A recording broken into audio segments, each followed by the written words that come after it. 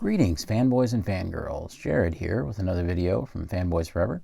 Today we're going to be having a look at a figure that I have really been looking forward to, well, since before I even knew it was coming, and that is the 1977 Spider-Man figure. So I know that there really is kind of a lot of confusion about this show, and honestly it's just one of those things that a lot of Spider-Man fans simply just haven't seen. Of course, I grew up in the early 90s, late 80s, and during that time, this was the only live-action version of Spider-Man I could possibly see.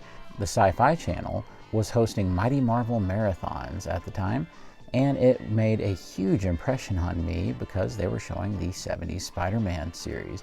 The majesty, the might, the mayhem of Marvel Comics leaps off the printed page for larger-than-life action on the Sci-Fi Channel. The Amazing Spider-Man. This one's an original. When the Sci-Fi Channel presents the Mighty Marvel Marathon, hosted by Stan Lee. Of course, in other parts of the world, little did I know that this show was being released as movies that would come out, but that did not happen in America, where it was just a television series. It made a huge impression on me. I loved the costume and the look of Spider-Man, and I especially loved the groovy soundtrack. Those were things that I just really adored, and I really loved Nicholas Hammond as Spider-Man and Peter Parker. As I've gotten older, of course I do see some of the shortcomings of the show, but I really think that the show is usually pretty unfairly judged, and that you should give it a try for yourself, understanding the limitations of the time. But before we begin, make sure that if you haven't yet, you've hit that subscribe button and the like button, because we really appreciate those things. And stick around, because I have all kinds of fun things to show you about this figure and some fun little kit bashes I've done so that he'll have some villains to fight. Be sure to let me know down below, have you ever watched this series like I did when I was a kid? If it wasn't for those Sci-Fi Channel reruns, I never would have seen it. And with all that out of the way, let's begin. So we'll just look at the packaging really quick. You can see that he's in your regular Marvel Legends box, but it is kind of a bespoke packaging where they have simulated the font that you would see on some of the promotional materials, particularly some of the VHS releases later on, and some of the movie posters. You can see they have Spider-Man 77 with that more groovy font right there. On the top, you have more of that font continuing. And on the side, you can see that even though this looks like a still of Nicholas Hammond Spider-Man, this is actually kind of a tracing of it, or whatever you want to say, where it's like a digital replication of it, probably a rights thing. Same with this shot over here. It's very hard to tell, but it is actually kind of like a digital tracing, and they've continued that multicolored motif. On the bottom, you can see the barcode, if this helps you out in any way. This is a Walmart exclusive here in the United States. I had to order it online. And on the back, they have replicated the Spider-Man movie poster for that film. It says inspired by the 1977 Spider-Man movie, which is probably something to do with how they had to do the licensing for this figure. All right, and with all that out of the way, let's begin. One cool little note is that the packaging does include this insert, which I suppose you could use as some kind of makeshift backdrop. I do think it's a shame that they trimmed out the side over here, because if that hadn't happened, this would have been a much nicer backdrop for the figure, as a lot of the show has these kind of really mind-bending shots of actual on-location New York filming, something we don't even see in the Spider-Man movies now. No matter what you think about the 70s Spider-Man series, whether you experienced it as films or TV episodes, I think one thing we can all agree on is the main complaint that people tend to have about the show is that there is a lack of comic book villains. As you go throughout the series, you will find that there are not any comic book villains to be seen. This is just something I want to get out of the way and say, yes, I am well aware that there are no comic book villains in the show. Instead, I have crafted my own kit bashes and head swaps of different 6-inch villains for Spider-Man to take on back there, which are pretty representative of the kinds of funny villains you would see in the show. Usually they were built around some kind of guest star, some kind of TV actor or character actor from film who would come in to play one of these parts. And here he is, the Amazing Spider-Man. I will say first impressions are quite strong with the figure. Certainly you can take one look at this guy and know exactly which iteration of Spider-Man he is based upon. Well, that is if you're like me and you're a huge fan of that old show. So for me, one of the defining characteristics of that suit are the really cool eye lenses. This really had a big impact on me when I was a kid because I felt like it made perfect sense that Spider-Man in the real world would need some kind of lenses that he could see out of better than the one-way, almost seemingly impossible to look out of white lenses from the comics. And to me, mesh metal kind of made the most sense. So I saw that and it instantly clicked with me as a kid. You can see that the Spider logo is of course very accurate to the old show. I also like that they went to the trouble, which they really didn't have to do, but did, of replicating the belt. Overall, they've done a pretty good job. Of course, they are using plastic here to try to sort of simulate that silver piece all the way around with the belt buckle and the extra web cartridges, and it does a decent job. Of course, without the aid of silver metallic paint or some kind of vacuum form, it's not going to be as convincing. Same for the web shooter here on his hand. The cut of the suit is pretty accurate as well. You can see that they don't have him with like a super buff chest, which is accurate, of course, to the way Spider-Man was portrayed because it was like a spandex kind of mixed costume. His arms are a little bulkier, of course, than what you would have seen in that show, but if you kind of straighten them out a little bit, it does kind of help with that. One thing is I think the head is setting a little low. It actually makes him look a little more accurate if you pop it off and just barely set it on there, and then it gets a lot closer to the physique of the show, but you do sacrifice some stability. So I do think that helps it out a lot.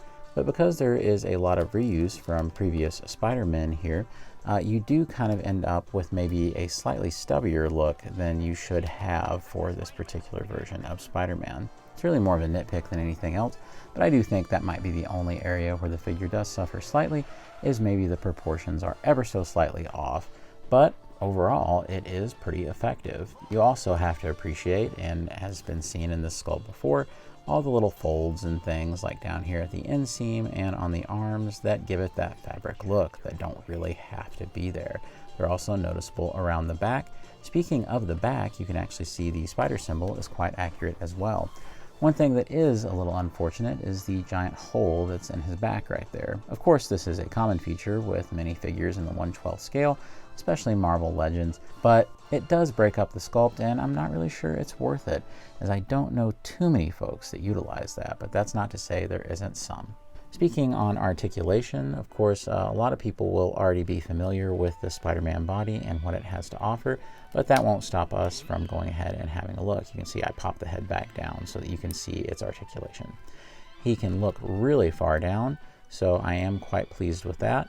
He can look pretty far up too, so I think that that works well, particularly when you have him kind of down in crouched poses. Speaking of which, the diaphragm goes quite low, and it can go fairly far back as well. The arms can come out about that much, so they go over 90 degrees. You can bring them all the way around. There is a swivel right there at the bicep. There is a double jointed elbow, it's quite effective. There's a rotation at the wrist and a hinge as well, so the hand can go up and down. There is a rotation at the waist. There aren't any drop down hips, but this sculpt doesn't really need it that much. That's probably about as much of a split as Spider-Man could have done anyway on this show. And you can see that the leg really isn't inhibited at all. Also, there is a rotation at the thigh. There is a double jointed knee. There isn't a boot cut, but there is a hinge at the ankle, and there is an ankle rocker pivot. So you can see that using that pivot, you can get some very deep posing. And there we have him, Spider-Man in a deep pose that he's able to flat foot quite easily. So I think that works out really well. Also, I think the proportions hold up better the less you have him in just a static standing pose. So it looks quite nice. All right, speaking on accessories, you can see that he does come with two fisted hands, and those are what he has in the packaging, but I immediately switched him to the splayed out hands. That's because anybody who has watched this show knows that a lot of the time, a lot of the show is spent with Spider-Man like this. This was always kind of a characteristic of the suit actor. Forgive me for forgetting his name off the top of my head, but I've always thought that this was a very Spider-Man-y pose because, well, this is what was really ingrained in my head as a kid, as Spider-Man kind of slinking around like this. So I've always really associated that pose with the character thanks to the show. As you may or may not know, Spider-Man sometimes in the show has this belt, the utility belt, and sometimes he doesn't. Well, thankfully, that is totally replicatable. You can see that all you have to do is unbutton the belt right there. You can see it is very easy to button and unbutton. I like the belt personally, and it's always been something that I think is a defining characteristic of this version of Spider-Man. So chances are I will not be keeping him like this very much. Also, if you choose not to have his web shooter on, that is also easily removable. Just slip it off of the wrist and voila. Spider-Man does come with a few other accessories as well. He does come with these webs, which I'm pretty positive we have seen before, and I believe I have gotten before. And he does come with a plain white string, like a shoestring. And, that's it. Now, believe it or not, this is pretty accurate, though, to how this Spider-Man's web looked. Depending on the situation, they would use different materials in the old show for his webs. Also, a lot of the time, he did not do his classic web pose. The hand would just kind of open up like this. It would almost look like he was doing a traffic signal, and the web would come out. I believe I've heard before that it was a white whip sometimes. So definitely this kind of simulates that, but I'm sure sometimes it was like a bungee cord as well that they were using. A lot of people don't give the show enough credit for the wild stunts that they would do. A lot of these were big affairs and public spectacles, as the stunt crew would actually film on real buildings and have them complete some really daring stunts. And just another aspect of the show that I don't really think gets its due. And so we'll definitely do a few comparisons. Something must have changed with the licensing for the old 70s Spider-Man series, and I certainly wish that would culminate in some kind of Blu-ray release or 4K release, because the show has not been officially released since the old VHS tapes, which is such a shame. We actually got 2 different pieces of toy merchandise for the first time ever this year, and that was also this Funko Pop. I'm not really a pop guy, but you tell me 77 Spider-Man and I'll be there. And we can certainly compare him with some of the other Spider-Men that we've been getting recently. I feel like a lot of my Spider-Man dreams for action figures have come true thanks to Hasbro in the last few years. They made, in my opinion, what was an absolutely great Spider-Man the Animated Series figure, complete with some cartoon shading and things on it. And I think that these guys look really cool together. They're quite different, but it's cool that they're kind of both the Spider-Man of my childhood. Not only that, but I remember being absolutely shocked by getting an official Spider-Man and his Amazing Friends Spider-Man right here. Not only that, but we got Japanese TV Spider-Man before we ever got American TV Spider-Man. You can see that the outfits are quite a bit different than you may have in your head. Always kind of odd that this one was a little bit orange almost in tone, and it's especially obvious here when compared to these guys. And perhaps the biggest surprise of all, not counting the 77 Spider-Man, which I would say is still the kind of biggest thrill and biggest surprise, is that we even got poor old Spider-Man Unlimited over here. Anybody who knows the history of that show would know why I'm saying poor old Spider-Man Unlimited. And here they all are, side by side. These many different TV versions of Spider-Man finally being represented in 6 inches, and just a wonderful job by Hasbro. I'm sure that it wasn't exactly easy finagling the rights for all of these guys, getting Marvel to agree to some of these, but I really do appreciate their effort. And if they're watching, I would like to sincerely say thank you for making my Spider-Man dreams come true for the 77 Nicholas Hammond version. Alright, so some final thoughts about this Spider-Man figure. I am tickled to death that this happened. It's not something that I ever thought necessarily would happen, but it's something that I am just so happy did. It's something that I always thought that maybe I would have to customize myself, but thankfully, thanks to whatever rights thing has happened to allow them to start mining some of that sweet Spider-Man 77 gold for merchandise, it has now happened. I certainly hope this trend continues and we can get things like the 70s Red Brown Captain America, even maybe the 1990 Albert Pune version of Captain America that was played by Matt Salinger, which we did a video on just a little while back, so make sure that you check that out. I would, of course, in a dream world, love to get a Lou Ferrigno Hulk. I think that is the dream for a lot of people, and especially a Daredevil from Trial of the Incredible Hulk. I think that would be fantastic, as well as a Thor from Return of Incredible Hulk. those would be some of my sincerest Marvel dreams for those old live-action versions. And here are some shots of Spider-Man fighting some of those makeshift villains I talked about earlier, and I hope you enjoyed these.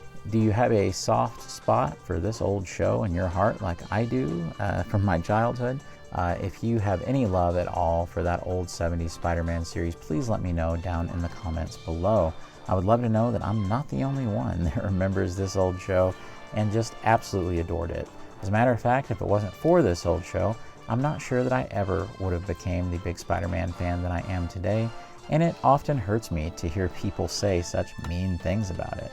For a lot of people, it's easy to look back at an old show like this and callously say things about how there was no Green Goblin or Venom or something like that. Venom wasn't even created yet, by the way. But for me, through the eyes of a child, a 4 or 5-year-old watching these on the Sci-Fi Channel, it meant the world to me. I didn't need big villains or fancy special effects. All I needed was Spider-Man fighting crooked businessmen and ninjas and clones. But friends, thank you so much for watching. God bless you and yours, and I'll see you on Fanboys Forever. Fanboy out.